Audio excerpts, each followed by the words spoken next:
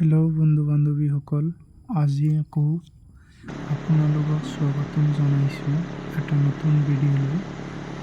ভিডিঅ'টোত বিশেষ অসমৰ বসবাস কৰা লোকসকলৰ বাবে অতিকৈ প্ৰয়োজনীয়। আজিৰ ভিডিঅ'টো বিশেষ গুৰুত্বপূৰ্ণ, কিয়নো আজিৰ ভিডিঅ'টোত আমি আলোচনা কৰিম আপোনালোকে কেনেকৈ অসমত বাস কৰি চৰকাৰী টয়লেট আবেদন গ্ৰহণ কৰিব। আপোনালোকে থাম্বনেইল চাই প্ৰায় গমেই পাইছে, অসমত চৰকাৰী টয়লেটৰ এটা কিস্তিৰ টকা দিয়া হৈছে আৰু এটা কিস্তিৰ টকা এতিয়ালৈকে দিয়া হোৱা নাই। আহক ভিডিঅ'টো আৰম্ভ কৰোঁ। প্ৰথমে আপুনি মোবাইল বা ডেস্কটপত থকা যিকোনো এটা ব্ৰাউজাৰ অ'পেন কৰি লওক। অ'পেন কৰি লৈ আপোনালোকে চাৰ্চ বাৰত কৰি দিব SBM। SBMৰ ফুল ফৰ্ম আপোনালোকে গমেই পায়, স্বচ্ছ ভাৰত মিছন। এইটোত আপোনালোকে প্ৰথমে চাব, ওপৰত আছে department of drinking water and sanitisation. সেইটো অফিচিয়েল ৱেবছাইটত আপোনালোকে গুচি আহিব। আপোনালোকে যদি মোবাইল ব্ৰাউজাৰত আছে তেনেহ'লে অনুগ্ৰহ কৰি ডেস্কটপ ছাইটটো অন কৰি লওক। আপোনালোকে চাই আছে গ্ৰীণ কালাৰ থকা পৰ্টেলখনত আপোনালোকে গুচি আহিছে। যিহেতু মই চৰকাৰী আঁচনি অসমৰ স্বচ্ছ ভাৰত মিছনৰ জৰিয়তে প্ৰৱাহিত কৰা লেট্ৰিন বা টয়লেট আঁচনিৰ বিষয়ে আলোচনা কৰি আছোঁ, গতিকে আপোনালোকে এপ্লিকেশ্যন ফৰ IHHL এইটোত আপোনালোকে চাব। যদি আপোনালোকে আগতে আপোনাৰ পৰিয়ালৰ কোনো সদস্যই লেট্ৰিনৰ কাৰণে আবেদন কৰিছিল তেনেহ'লে আপোনালোকে সাধাৰণতে চাইন ইনত যাই মোবাইল নম্বৰ এণ্টাৰ কৰি গেট OTP ক্লিক কৰি আপোনালোকে কি কৰিব পাৰিব, অতি সহজতেই কিন্তু পৰ্টেলখনত লগ ইন হ'ব পাৰিব।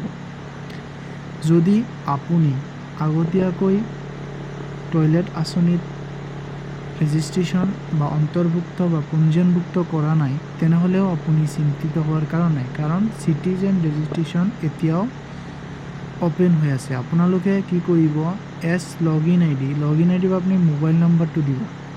তাৰপিছত গেট OTP ক্লিক কৰি দিলে আপোনালোকে কি আহিব, মোবাইল নম্বৰত এখন OTP আহিব।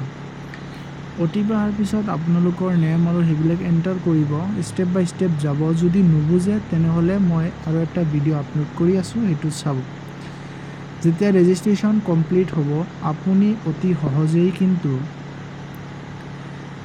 মোবাইল নম্বৰত OTPৰ জৰিয়তে অতি সহজে লগ ইন হ'ব পাৰিব। মই জাষ্ট এটা চিম্পলি লগ ইন কৰি দেখুৱাবলৈ চেষ্টা কৰি আছোঁ, কিন্তু মই চেষ্টা কৰি থাকোঁতে আপোনালোকে লাইনত থাকক। আৰু এটা কথা মনত ৰাখিব, যিহেতু আপোনালোকে আগতীয়াকৈ পঞ্জীয়নভুক্ত হৈছিল বা নতুনকৈ হৈ আছে, আপোনালোকে যদি এইখন পৰ্টেলত নতুন আহিছে তেনেহ'লেও কমেণ্ট কৰি জনাব। আৰু যদি আগতীয়াকৈ গম পায় কিবা এটা ইনফৰমেশ্যনৰ কাৰণে আহিছে তথাপিও কিন্তু ছাবস্ক্ৰাইব কৰিব। আপোনালোকৰ এটা সৰু সৰু উদগনিয়ে আমাক ভিডিঅ' বনোৱাৰ কাৰণে সহায় কৰিব। যেতিয়া আপুনি লগ ইন হৈ যাব, আপোনাক মই বেলেগ এটা উইণ্ড'ত দেখুৱাইছোঁ, এনেকৈ এটা উইণ্ড' দেখা পাব। যাৰ নামত আপুনি ৰেজিষ্ট্ৰেশ্যন কৰিব তাতে আপুনি তাৰ নামটো পাব, এড্ৰেছ পাব, মোবাইল নম্বৰখনো পাব। এতিয়া আহিব দুটা অপশ্যন আহিব, 3 ডটত ক্লিক কৰিলে দুটা অপশ্যন পাব। এটা হ'ল নিউ এপ্লিকেশ্যন আৰু এটা হৈছে আপুনি যে আগতে ধৰক আপোনাৰ এক্সিষ্টিং হয়, আপুনি আগতে ইয়াতে ৰেজিষ্ট্ৰেশ্যন হৈছিল, তেতিয়াহ'লে আপোনালোকে পাব ভিউ এপ্লিকেশ্যন। মোৰ এই মোবাইল নম্বৰখনত 3টা এপ্লিকেশ্যন কৰা আছে। আপোনালোকে চাইছে এপ্লিকেশ্যন এপ্ৰুভ বুলি দুটা আছে আৰু এপ্লিকেশ্যন ৰিচিভ বুলি এটা আছে। আপুনি যেতিয়া নতুনকৈ এপ্লাই কৰিব তেতিয়া হ'ল এপ্লিকেশ্যন ৰিচিভ আহিব। যদি আপুনি প্ৰথম কিস্তিত টকা পাইছে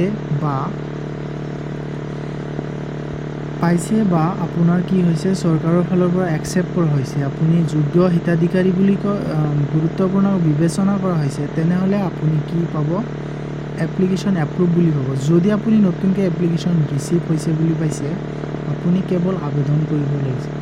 এনেধৰণৰ তথ্যমূলক ভিডিঅ' পাবলৈ আপোনালোকে মোৰ চেনেলখন ছাবস্ক্ৰাইব কৰি ৰাখিব, যাতে মই অতি সহজেই তথ্যসম্পূৰ্ণ ভিডিঅ' প্ৰুফ সহকাৰে আপোনালোকৰ মাজত উপস্থাপন কৰিব পাৰি। আৰু এটা কথা আপোনাৰ সদুৰশেষত আপোনালোকক ক'ব হৈছে, আপোনালোকে ভিডিঅ'টো যদি স্কিপ কৰি চায় আপোনালোকৰ বুজাত অসুবিধা হ'ব।